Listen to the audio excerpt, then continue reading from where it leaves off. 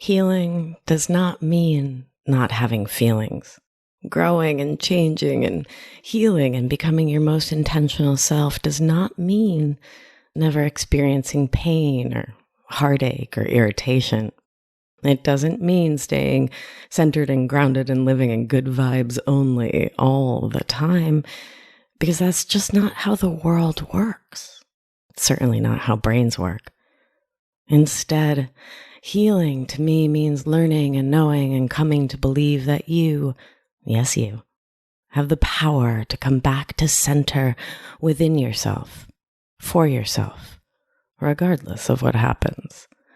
It starts with awareness and with understanding and accepting that healing isn't linear and some days are just friggin' lousy. Ready to drop that painful story that you're not healing if you have human emotions? Keep listening. It's gonna be a good one. You're listening to Feminist Wellness, the only podcast that combines functional medicine, life coaching, and feminism to teach smart women how to reclaim their power and restore their health. Here's your host, nurse practitioner, functional medicine expert, herbalist, and life coach, Victoria Albina. Hello, my love. I hope this finds you doing so well. Things are really exciting over here. Lots of big changes. Things are going really well in the current cohort of my 6-month masterclass. And my goodness, I wish you could see the big goofy smile on my face when I even think about the folks in the course right now. I just am so wildly in love with each and every one of them. And we have such a beautiful time and we have so much fun. I think that's the thing people don't realize, that healing codependency, perfectionism, people pleasing can actually be super fun. And there's this really special moment that happens during our live coaching calls when someone's like, then my boyfriend texted me and I was really I didn't want to text him back, but I worried that if I didn't text him back, then he would break up with me. And I had all these abandonment issues. And we're all yep, been there. And it's this really special moment of not feeling so alone. That's why I created a group program, because one of the big things that happens in codependency, and it's the things that come with it, perfectionism, people pleasing, externalizing your view of yourself, is it's really lonely, right? It's really isolating, and it can feel like the only way to heal it and shift it and change it is to work on yourself and work on yourself and work on yourself, all alone in this silo. But that's not neuroscience based, right? That's not how brains and bodies and humans work. We are social creatures. We are pack animals. We need to co-regulate. We need to see others, be seen by others, connect. So that's what we do in the program. And my goodness, it is just life-changing. And it, that phrase, it gives me life, is so tired, right? So overused. But every single day when I interact with the folks in the program over our private Slack group, or I do one of our calls or our breathwork groups, it gives me life. I feel renewed and excited and just so grateful to be part of this healing journey with everyone, and to see everyone beginning to shift these patterns of thinking that they've had for 20, 30, 40, 50 years. And it's just, my loves. It's so beautiful. I'm actively obsessed with this class in the best meaning of that word. And there are a few spots left for the cohort starting at the end of September. So do join us. VictoriaAlbina.com/masterclass. Would love to hop on a call with you and talk more about it. Okay, so something happened in the program the other day that led me to want to share this podcast episode with you. So in working on healing codependent thinking and the perfectionism that's so often part of it, one of the gals in the class said that she was so upset with herself because her mom called, and this gal, let's call her Rosario. I'm recording this episode on my cousin Rosario Noto's birthday. Happy birthday, Rochi. So we'll call this client Rosario. She told her mom about this new job that she got that she's so excited about. And her mom was, per Rosario's report, less than supportive. Her mom started asking if it was a good idea, if it was the right move, if this was a step forward, all these questions about it.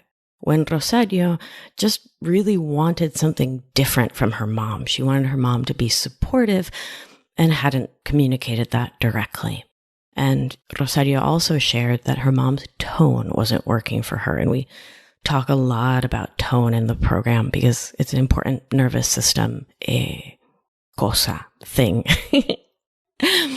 And so sweet Rochi was so upset with herself because, and I do quote because I'm a very fast typer while my gals are talking, I let myself get upset.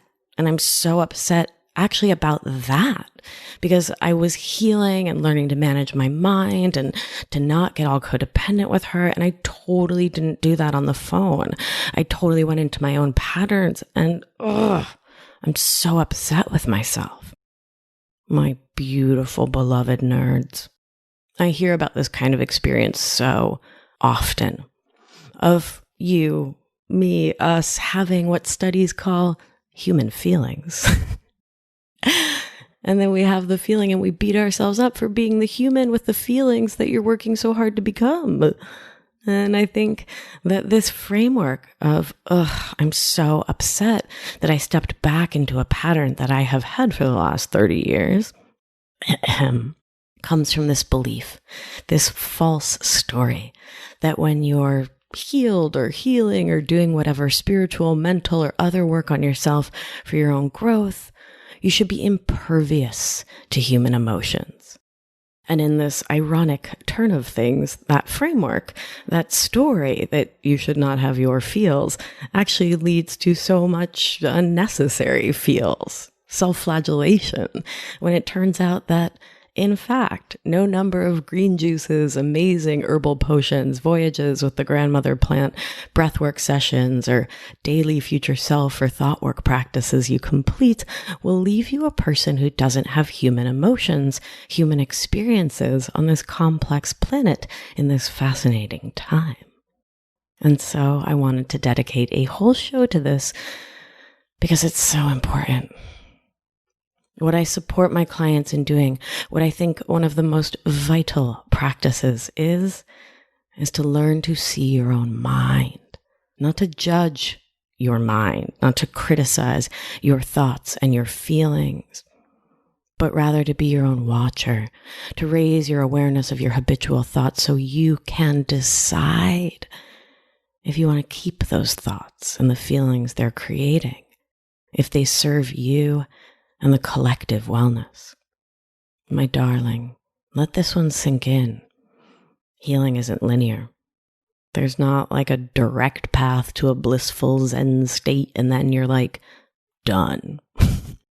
Everything in your life is 100% perfect 100% of the time. That's not how it works. And in my book, the goal of healing is not to never feel discomfort, to never feel lousy, to never be irritable or sad or angry or annoyed or to spin in self-doubt or feeling unworthy or less than. The goal of healing work in my world is in the process and practice of seeing ourselves as we really are and feeling that little zap of sympathetic activation energy in your belly and honoring it. It's about a slow return to yourself, your own body, your communities.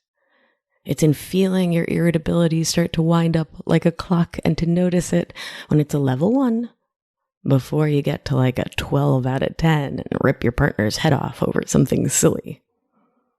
It's about awareness, followed as we do with acceptance.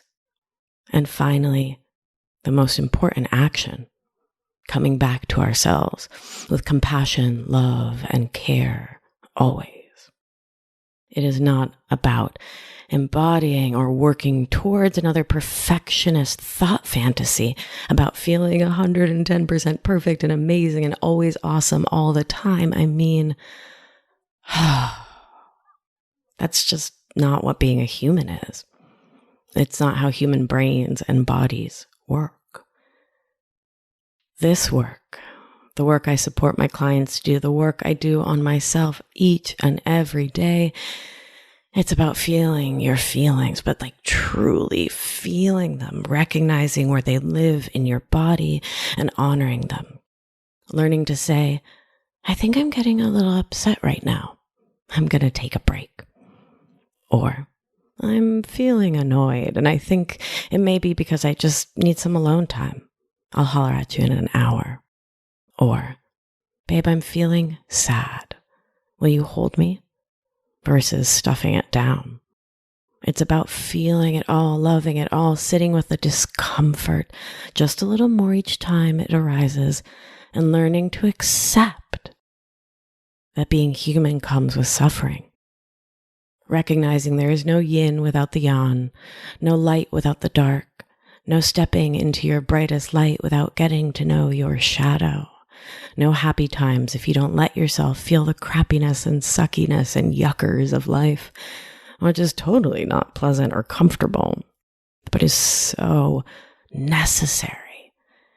It's so necessary to let yourself be real with it, to feel it all, sometimes little by little, but to work towards feeling it, not stuffing it down or buffering against it. And for me, overall, what this points to is this. There's no there to get to with this work. No goal, no endpoint, no marker that means you hit the healing jackpot. And now everything will be sunshine and roses and puppies who never pee the floor. My beauty, all puppies pee the floor. It's their job. They also eat your shoes and bite you with tiny razor teeths. But their sweet little paws smell like Fritos, and they're so magical when they look at you with love. Yin, yang, light, shadow. So too, you will continue to have human emotions. Things will feel terrible. Things will suck. Things will be hard and challenging. And that is human life. And the work, as I see it, is to not shoot the second arrow into your own tender heart, which in short means not to make yourself feel worse about a situation by telling yourself that you shouldn't feel bad about a situation. To layer on the blame, shame, and guilt, none of these things serve you. And being upset that something is upsetting simply makes you more upset. For more on the Buddhist concept of the second arrow, tune in to episode 15. My beloved sweet kitten, the healing is in the acceptance of your feelings and your struggle.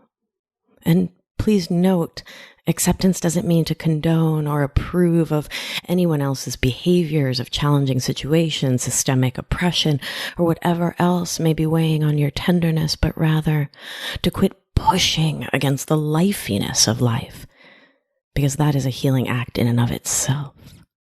It is beautiful and vital to feel your feelings, to process them through your body. And yes, I'll do a whole show all about it. And to experience the range of human emotion, knowing and believing and trusting that your perfect body knows what to do with all of your feels, given the opportunity. And knowing and believing that it's in your own best interest to feel them all, instead of trying to leapfrog over them, to spiritually or emotionally bypass, which means trying to do anything you can to not feel them. Telling yourself that it's wrong or you're bad for feeling an emotion that is generally labeled as negative takes you out of feeling that emotion. And here's the catch, right? Here's the rub with this. Doing so is a kind of buffering, which means attempting to push a feeling aside instead of feeling it. But wait, how mind-blowing is that? Feeling bad about feeling bad is buffering against the original emotion you had. Instead of feeling, for example, the irritation or anger you had about a conversation with your mom, you turn inward and get mad at yourself about getting upset at her. You're buffering against that original feeling. Fascinating, right? And my beauty, we have to remember, what you don't feel, you can't heal. Someone put that on a t-shirt, and quick. So our goal is never to push the feelings away, but rather to let them all flow through. And yes, especially for folks with a trauma history, we need to titrate how much we feel, to take it in little by little, drop by drop, to feel challenging feels in small amounts, to not throw ourselves down a dark hole of depression, but rather to let the little things flow through and to get used to experiencing them and surviving. Not collapsing forever, as your brain may fear you will do. I know how it feels to worry that a feeling will kill you. I'm no stranger to that. But what I've learned is that no feeling itself will kill you. Many are super duper challenging, no doubt. But with care, gentleness, love, and the right guidance and support, you can learn to feel all your feels and to stop fearing them and pushing them away. My role model in doing this work is little kids. So a little kid will let's say hurt their finger, right? They'll smush it in some Legos and they'll run up to you and crawl in your lap and they're sobbing and they're so upset. And if you hold them and give them tenderness and let them tell their story, let them really feel that upsetness, that sadness, that hurt all through their bodies. They'll just sob and cry it out and tell you all about it. And seemingly, all of a sudden, they're just done. It's just done. It's over. They've completed that stress activation cycle, which we talked about in episode, 5 or 6, one of the very early ones. And it's just done. They've processed the feeling, the hurt, the upset, the fear through their body and released it. And a 3-year-old or a 4-year-old can do this because they don't yet have these stories in their mind about feeling being wrong or bad, or the perfectionist fantasy, that story that feeling upset is evidence that they've failed as a person on a healing path. And little kids don't know how to buffer yet. Instead, they just feel it all, let it flow, let the feelings take hold, and process them through their bodies, sobbing and sobbing until they look at you and say, I'm done. My beauties, it's funny, after 20 years in health and wellness, one of the most important pieces of advice I can give you is to really be more like a toddler. Let yourself feel it all, cry it out, and see what that feels like on the other side. For me, it usually feels amazing. And my beauty, healing our wounds, managing our minds is about cultivating a deep belief that you can be like that toddler. You can come back to yourself with love, in learning a new way to come back to your grounding and your center. And you can learn to manage your mind around any and all circumstances so that you can have peace in your heart, but also a grumpy afternoon of doubting yourself, a morning of being annoyed or angry. And that's okay. It means 0 bad things about you. Promise. To say it once more, getting rid of lousy feelings is not the goal, because that would make you not human. The goal is to be more and more and more in touch with our humanity, our deep humanness, to learn how to navigate those moments so we can be radically honest and real and loving with the parts of us that are having foot-stompy feelings, who are in emotional childhood and blaming everyone and everything else for our feelings, so we can give those parts of ourselves love and care so we can eventually move on, but not until you've felt it all and gotten really real with yourself around it. And then, and only then, once you have felt it in your body, do I recommend that you do your thought work around it. To identify the story, the internal narrative, the habitual, unintentional thought that is keeping you feeling however you're feeling. And recognize your pain can be your greatest gift. It's an option. Nothing more, nothing less. You can choose to use the painful, lousy, effed up situations and experiences in life as an opportunity to see yourself as a person who learns and grows from these experiences. Take note of my careful wording here. I'm not on that all bad things happen for a reason, just see the beauty in it, positive vibes only bandwagon. No, mi amor. No. It's always a choice. All this work is. Babe, you can stay in the grump and the angry and all of it for as long as you want and need to, as long as you decide to. You always get to choose that, and no one should ever be telling you to just get over it, because that is oppressive. It's rude. It's traumatic. It's stressful. I'm not here for it. And my beauty, if righteous anger fuels you towards getting amazing things done, then rock on with it.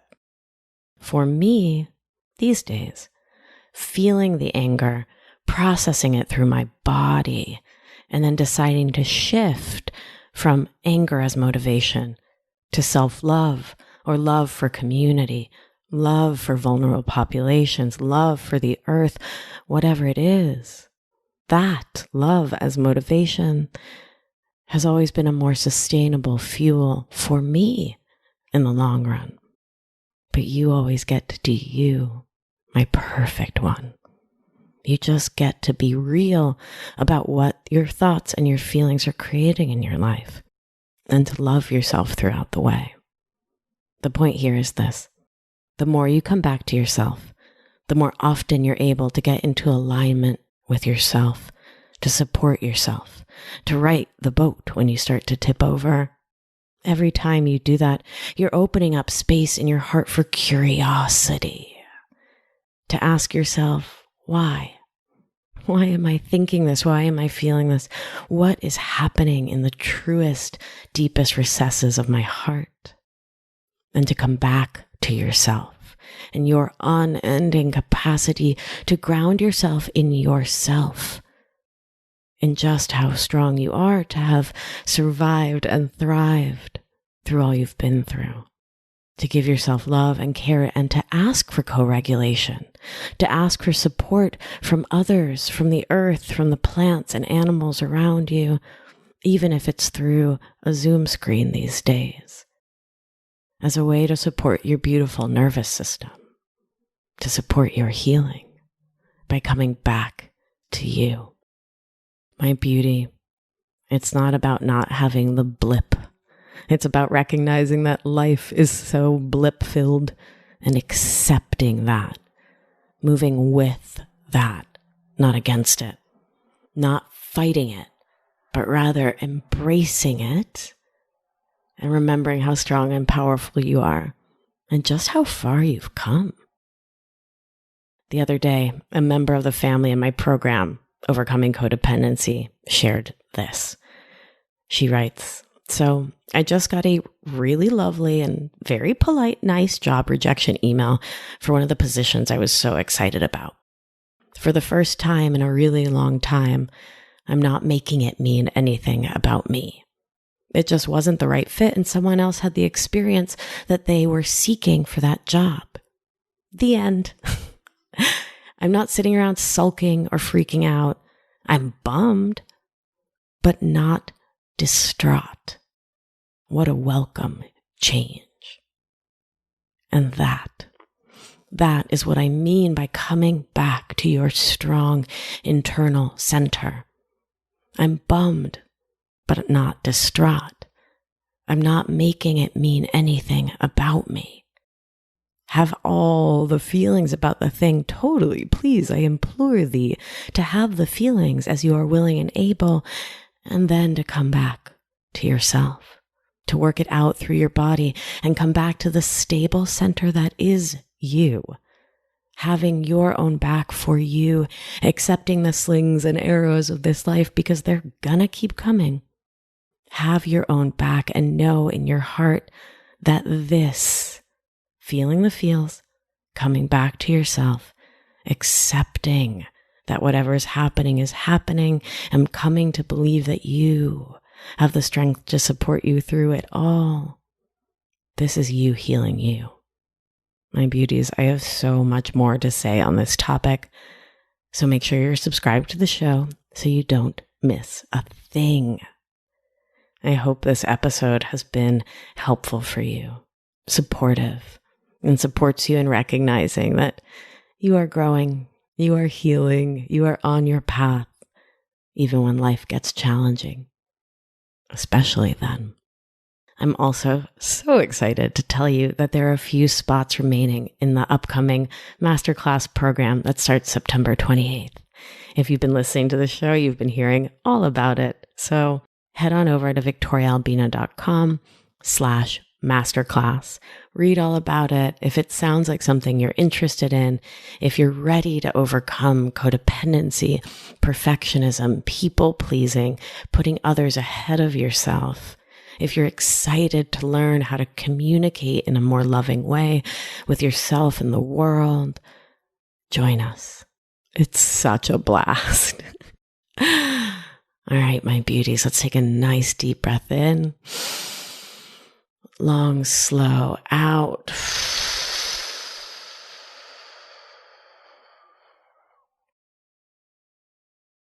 Remember, you are safe. You are held. You are loved. And when one of us heals, we help heal the world. Be well, my beauty. I'll talk to you soon. Thank you for listening to this week's episode of Feminist Wellness. If you like what you've heard, head to victoriaalbina.com to learn more.